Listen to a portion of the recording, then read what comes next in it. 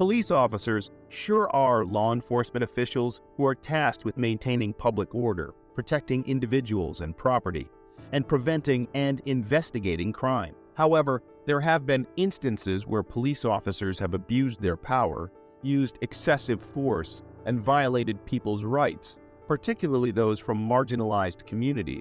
Oh, somebody help me!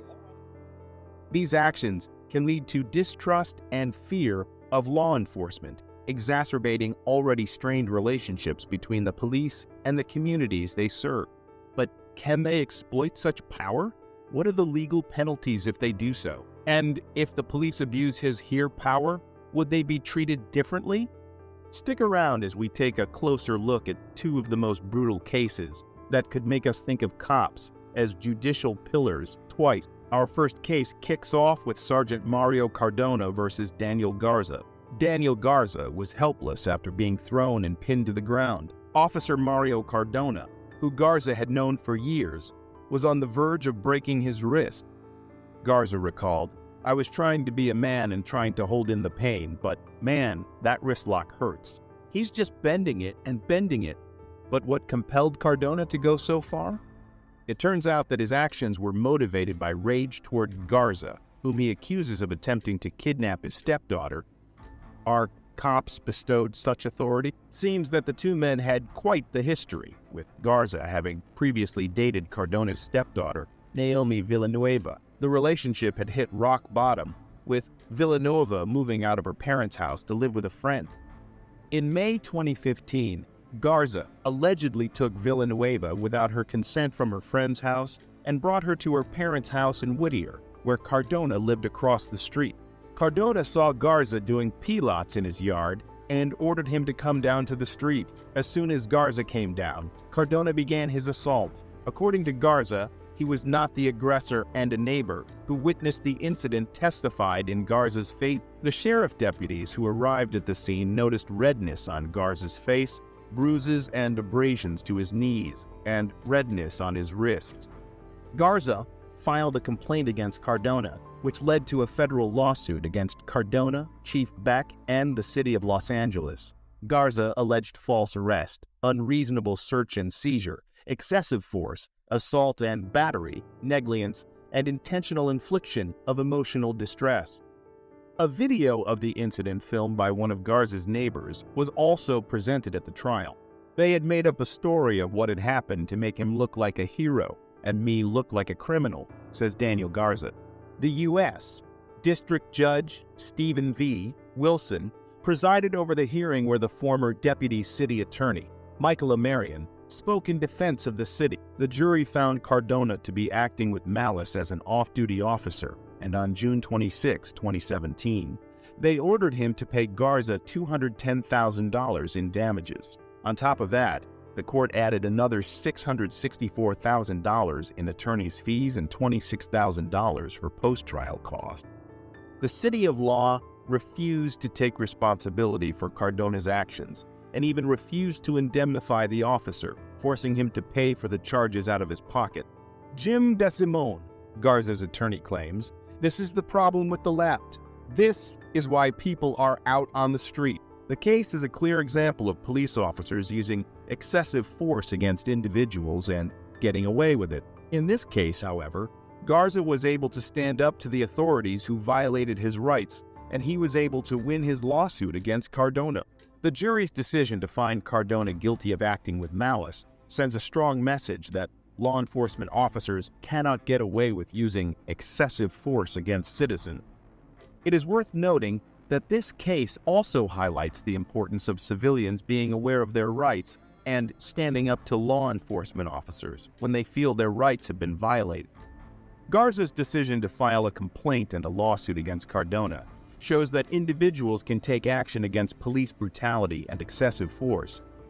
As more and more people become aware of their rights and are willing to take action, law enforcement officers will be held accountable for their actions, and if you sue a cop in LAA for excessive force, you are in for a wild ride. However, Garza's decision to stand up to Cardona and the authorities who violated his rights resulted in a victory for him. sending a strong message that law enforcement officers cannot get away with using excessive force against citizens. The case of Harold Hill is just a perfect example of how our justice system can go wrong. From a gruesome rape and murder to a wrongful conviction, this case definitely ticks all the boxes. So, what underwent? First off, we have the detectives who were assigned to the case, Kenneth Bordeaux and John Halloran, the so-called beacons of justice. They were the ones who got the confession out of Peter Williams, who was later found to be in jail at the time of the crime. So, how did they churn out a false confession of someone who wasn't even there? Hill's confession is also questionable, as he claims that he was physically and mentally abused until he confessed to crimes he didn't commit. Is this the kind of behavior we expect from our law enforcement officers? Moving on to the trial itself. Hill was only 16 years old when the crime was committed, but was tried as an adult at the age of 31. This is an interesting move from the prosecution, considering that neither of the defendants had a criminal record prior to the incident. The jury found Hill and Young guilty of murder, and they were sentenced to life without parole. But 13 long years later, DNA tests revealed that the hair found at the crime scene and the cellular materials under Kathy Morgan's fingernails didn't match either of the defendants. Think of the agony Hill went through for something he didn't do. What made Hill hold on to his life is still astonishing. Despite this evidence, the prosecutors disputed the findings, suggesting that the hairs were unrelated to the crime and that the cellular material could have come from sweat or drool left over by the recovery team. It's shocking that the prosecutors were so stubborn, even in the face of such clear evidence. Harold and Young were eventually released from prison, but tragedy struck when Young was killed in a hit and run incident. Hill, however, filed a complaint against the city of Chicago, the police, and the two detectives involved in the case, accusing them of forcing a confession and violating his civil rights. The case was settled for $1.25 million, with Hill receiving $500,000 and the rest going to attorney's fees. It's surprising that the detectives were only asked to pay a measly $7,500 each for their part in this whole debacle. Do you think that is bad? Wait till you hear this. It's also worth noting that Hill was later convicted again for an unrelated armed robbery charge and is currently serving 27 years in prison. But despite this, it's clear that the justice system failed Harold Hill in the past. This case highlights the importance of reforming our justice system to ensure that wrongful convictions don't occur, and that those who abuse their power are held accountable. The case of Harold Hill is a tragedy of errors, starting from the investigation to the trial and subsequent conviction. Being wrongfully imprisoned for 13 years, Hill was not awarded a chance to conform to life outside because he was turned into a criminal by the system. The system absolutely messed the hell out of him, and the cops only paid $7,500 each. When cops do what they did, they need to be locked away for at least as long as the victims they put in jail. What do you think of these cases? Which do you think is most unfair? Sound off in the comments below and make sure to let us know if we missed out on anything. While you are at it, make sure to hit that subscribe and leave a like to never miss an update from us. I did all I could to control myself. Try me. Yeah. I'll knock you down like I knocked trees down all my life. Get out of my way. I'm telling you, I'll put you through the Get wall. out of my... I don't give a damn. You and your constitution, you can stick it. I did all I could to control myself. Let me see. It is what it is. I'll fill in the blanks. I could get arrested. Yes, it's up to the court. You got physical with somebody that, for the most part, you really had no reason to be physical with. I didn't want him going. Because he was filming upstairs. I know, but for what? For what? He's filming. What is he doing? Why can't he go upstairs? It's a public building. It's City Hall, for Christ's sake. The video reveals that Sergeant in question is accused of coaching the suspect and providing false information regarding the submission of an arrest warrant. The exact nature of the coaching is not explicitly stated in the provided text.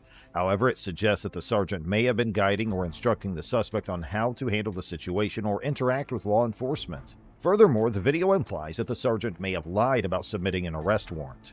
The context surrounding this claim is unclear, as the specific details or reasons for the alleged arrest warrant are not provided. It remains uncertain whether the arrest warrant was necessary or if the sergeant's statement regarding its submission was accurate. So why did you touch him? He got right in my face. I didn't check. I was, like one of these things. Man, he's letting you think that formed or something. But he Well, kept no, getting I saw the video. Yeah. You pushed him a couple times. So I just, kind of, but he wanted to go upstairs, and I wasn't going to let him. We're supposed to, I was telling your sergeant, I said, that Les and Dean, they were supposed to give me forms. They want a form.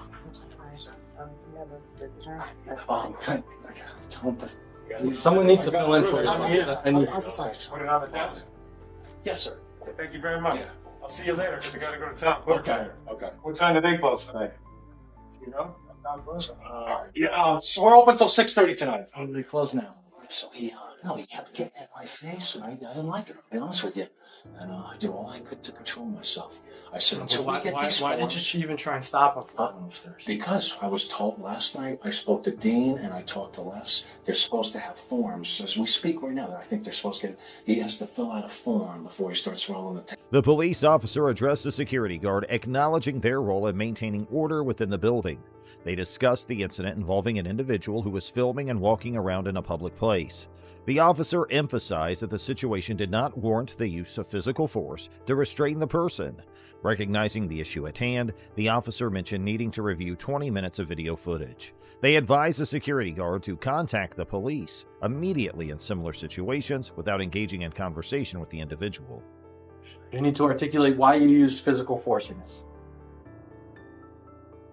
No matter how minor, whether it's just, a push or a light, I'm not going to do it to you, because then I'm not going to use physical force on you. He gets in my, I didn't go up there. He kept getting in my say face. that. Agitated. Yeah, say that.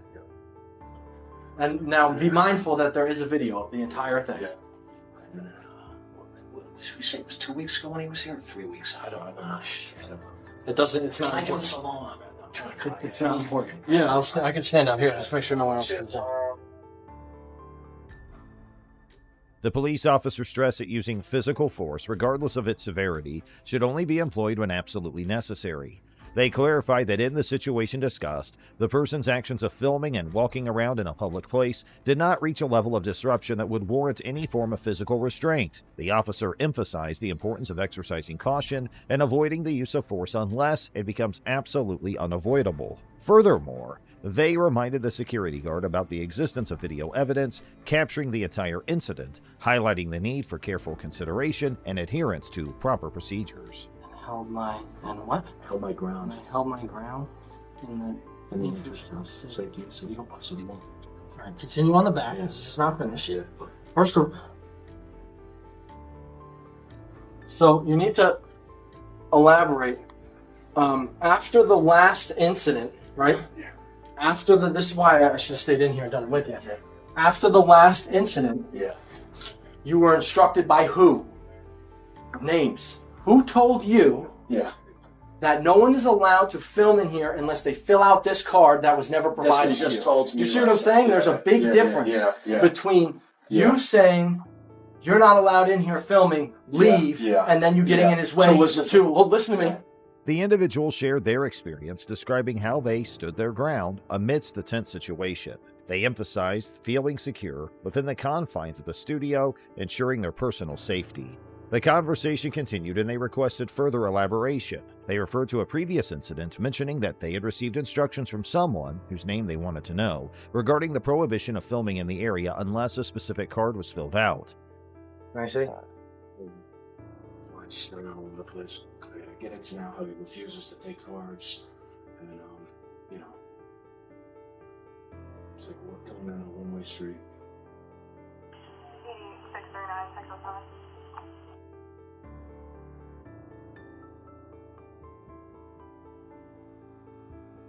607. Also, Mr. Reyes walked right around me and did not fill out the proper entry, proper forms when he came in. The cops then tell the security guard to fill out the form properly. So hopefully, There's my sign. okay, I know. All visitors must sign it. It's everywhere. So we're gonna have stickers soon. Anybody recording must fill out a form. I know. Well, I'm glad they did that so quickly since the last incident. Hopefully, these guys go to bat for you too, in that they told you that you're supposed to stop anybody. Hey, Sarah. I'm sorry right now. And not for nothing. Yeah. Sergeant Achabel also clearly stated that Phil's actions constituted an assault or, at the very least, disorderly conduct. So why did Sergeant Jacobellis never write a warrant for Phil's arrest? Was it because they had a relationship prior to this incident? It seemed pretty obvious to the observer that Sergeant Achabel was helping Phil write a statement and that the situation became even more perplexing. Not only did Sergeant Jacobellis refrain from writing a warrant for Phil's arrest, but he ultimately wrote a warrant for the observer's arrest, who is currently on trial. Thus, the real question arises: who influenced Sergeant Jacobellis? Was it the president of the police union, Michael Farrell, who coincidentally arrested the observer later that same day? Or perhaps it was someone at the state attorney's office, or even someone with significant influence in City Hall. It leaves one pondering if Sergeant Jacobellis is merely a two-faced tyrant. Unfortunately, the answers to these questions may remain forever elusive. However, what is known is that an innocent man who peacefully exercised his rights was threatened, assaulted, denied justice, and ultimately arrested. Here's our next investigation. You can't record inside the building. I have a law right here. You want Alright, first you're gonna have to step out for me. Please don't touch me. Alright, then step out. Don't touch Alright, me. so Don't step out touch the me. facility. Don't touch me. Alright, so step out the facility. Hey, I'm gonna get need you to off step of out. me. Alright, Get no off problem. of me. Alright, Get now off we of can me. talk. I'm getting my property. In a concerning incident, an NYPD officer has been captured on camera attempting to delete a journalist's footage. The journalist had requested to speak with a supervisor but was disregarded.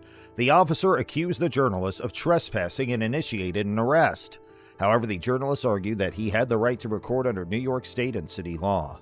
Despite the officer confiscating the journalist's phone, the journalist criticized the NYPD for violating constitutional rights and pledged to take legal action against the unlawful policies. The incident highlights the ongoing debate surrounding the freedom of the press and the accountability of law enforcement. You can't record inside the building. I'm gonna ask you to step out. Can I I'm gonna ask you to please step speak out. to the First, you're gonna have to step I have out. a law right here. You want Alright, to first you're gonna have to step out for me. Please don't touch me. Alright, then step out. Don't touch me. Alright, so Don't step out the touch facility. me. Alright, so step out the facility. Sir, right now you're trespassing. touch me. Don't Right now touch you're me. trespassing. Hey, I'm gonna need get you to off step of out. me. Alright, Get no off of problem. me. Alright, Get now off we of can me. talk. Get Now off we of can me. talk outside. Read the law that says I have the right we to can do talk it. outside. Now You're we a law can talk. enforcement officer. Read the law. It's Alright, felony. now you wanted to talk. We I'm can talk. going inside where I have the You're right not to going record. inside. I do. I have the right to record. Alright, you're trespassing at this I'm not time. I asked you to nope. leave and you're refusing I'm to not leave. trespassing. Now you're I'm not. Now you're not trespassing. because you're outside. So No, let's I'm not talk. trespassing in a building that I pay Alright, for so either. let's talk. The journalist seeks to speak to a supervisor, but his request is dismissed. Despite asserting his right to record based on New York State and city law, the officer accuses him of trespassing and attempts to arrest him. The journalist's effort to engage with a higher authority goes unanswered, raising concerns about transparency and accountability within the police force. The incident highlights the ongoing struggle to protect citizens' constitutional rights to record law enforcement activities and calls for further examination of policies that may impede such rights. You guys are out of Have a good day, man. Coming through those doors. If he grabs those, alright, he's trespassing. He was right inside. You got cuffs? You got cuffs? Put your hands behind your back. Look at the law. Alright, so put your hands behind your back. Alright, so put your hands behind your back. I'm not resisting. Alright, good. I'm not resisting. Alright. There you go. Read this law, by the way. What am I arrested for? Trespassing. I told you not to step into the police facility. Don't take it. I'm not resisting. No, I'm not gonna do that. I'll delete. I'll shut it off. He's allowed to record. My camera's still on, by the way. Look, and the other one is coming in with It's fine. I'll talk to him too. I'm not resisting. I'm not telling you you're resisting. I'm checking your pockets in case you have I'm any. just making sure that you just Sure. you know I'm not resisting. That's all. I'm not resisting at all. You were looking for this. I was looking for what? This interaction. I was looking for you to take away my freedom? Why would I want you to take away my freedom Can't for? come in. Don't come in. Why would I want you to take away my freedom for? You mind Ridiculous. just getting? Yeah, I got you. Read the law. You want to with man? You don't like, right? you don't like transparency. This property. I have $1,900,000 for it, so please don't take my money. That's the idea. Anything else? You want to read that law? There's a law that says I'm being serious for you. But what I'm saying is, you arrested me on what? On what? Go ahead. I'm arrested. I'm placed under arrest for what? For what? For what crime? No. For what crime? For trespassing. Let me do this. How does trespassing, officer, I explained this. how does it supersede? The officer accused the journalist of trespassing and tried to arrest him. However, the journalist vehemently argued that he had the right to record the encounter, citing New York state and city law. The officer went against the journalist's claims and even confiscated his phone in an attempt to delete the footage. This confrontation highlights the ongoing debate regarding the rights of individuals to record police interactions. It raises concerns about the infringement of constitutional rights and the need for transparency and accountability within law enforcement. I got you. This is ridiculous. This is 100% ridiculous. 75 days. I have a right to be in this building, just like anyone else has a right to be in this building. There's also rules, you know. What you the law. Listen to me, Sergeant, Listen to me. Wait, let me talk. Listen. I can't hear it. Would you go to a library and cause a ruckus? I'm not causing ruckus. Wait. Peacefully That's what reporting. you're That's not doing. We're causing a telling you ruckus. to remove yourself from here. For what reason? For what lawful reason? Answer that question. Would you do that? What lawful Would reason? you go to a library and do that? Sir, I came here with, you guys are law enforcement officers. I came here with a law. All right. I came here with a law. All right. To show you, and you don't want to see the law. None of you. Right, but 1, 2, 3, 4, 5, 6 different law enforcement. I have a right to record by New York State and New York City law. New York State and New York City law gives me the right to record. But when they tell you and give you a law, no, it doesn't. Read the law. It's laminated right there for you. All right, fine. The journalists involved in the incident received body camera footage as part of their criminal case. While reviewing the footage, they discovered an unidentified female officer saying, "Delete that blank." Helps information to knowingly impersonate actual names and address to the police officer. You have everything you need on my license right there. I'm asking you, what's your name? It's on my license. We're on ball. Right. That's my name. All right there on the driver's license. There's absolutely no reason for any of this. Zero. Zero reason for this. What's your phone number? You don't need my phone number. It's a spot on your paper. You don't need it. You need my name, date of birth, address. Alright, so you're refusing to give a phone number. You have my. You have I don't have your phone number. That's what I'm asking. Are you refusing? You don't need it.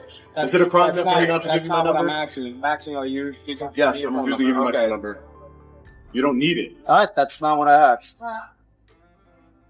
The journalist expresses that this statement doesn't come as a shock, as it reflects the mentality of some officers who oppose public recording in police precincts. They assert that the NYPD has been violating constitutional rights and state and city laws for years. You know, breaking New York City law. You know that, right? You know how much you have? It's $1,000 in cash. I'm just gonna count it in front of you again, alright? 1, 2, 3, 4, 5, 6, 7, 8, 9, 1,000. $1,000 in cash. Correct. Alright, alright, sir. Look at the law, Sergeant. Sergeant, look at the law. Sir, are you hurt or injured? How are you? Look at your law, sir. I don't know. I don't know if I'm injured. Do you need medical attention? No, I don't need. He said no. He said no already. Sergeant, look at the law. I'm trying to tell you that there is a law. Right, I don't need a what look am I being? I'm arrested for. Being arrested for trespassing. 1120. I want you to look at the law because it's very important. You are a law enforcement officer, Sergeant. You should really look at the law. Determined to bring about change, the journalist pledges to use their power to abolish the unconstitutional and unlawful policy. They express gratitude for the support received and anticipate forthcoming federal and state lawsuits.